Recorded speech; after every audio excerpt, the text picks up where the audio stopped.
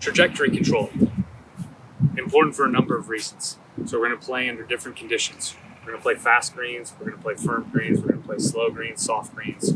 We're going to play in the wind, we're going to play shots from trouble. We're going to need to be able to manipulate the trajectory of the shot. Can I hit a low shot? Can I hit a high shot? Depending on what the situation is calling for. So from our standard position, how we're going to manipulate trajectory. So I have a 6-iron here. Standard position for me with 6-iron is going to be just forward of the center of my stance.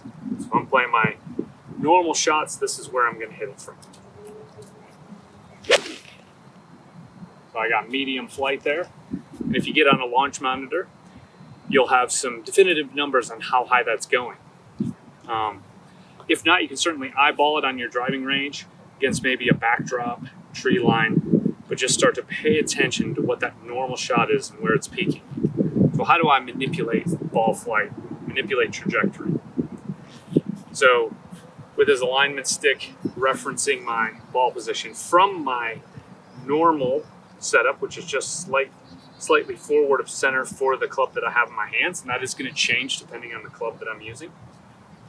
I'm going to move the ball slightly back, maybe a ball to 2 ball widths back of normal. So maybe center-ish or just behind the center, slightly narrower stance. Now, this is going to be for the low shot. So now I'm going to create a little more downward angle of attack. I'm just going to drag the ball out of the air a little bit. And I'm also going to manipulate the follow-through slightly. So I'm going to shorten the swing or cut it off a little bit early. And this is going to produce lower flight. So I'll get a good rehearsal in first of what it feels like to shorten the swing a bit. It's just a reminder. It doesn't have to be an exact representation of what it looks like when you're done. Ball position back slightly, a little bit more downward strike, and cut off the follow through.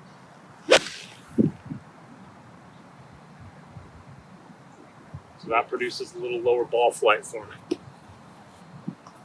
The higher ball flight. So we're going to do the opposite. We're going to work off of our normal setup position, slightly forward. Okay, so this is getting up there looking like what I might use for, say, a 3 or 4 iron, possibly a hybrid if you're playing that. If you have that in your bag, then I'm going to widen the stance slightly. Now I'm going to accentuate a higher finish. Hands are working up, club is working up. This is going to shallow out my angle of attack. My club will not be traveling down as much. I'm going to utilize a little more loft because the ball is forward. And this will launch that ball up in the air. It's effective for stopping it on firm greens.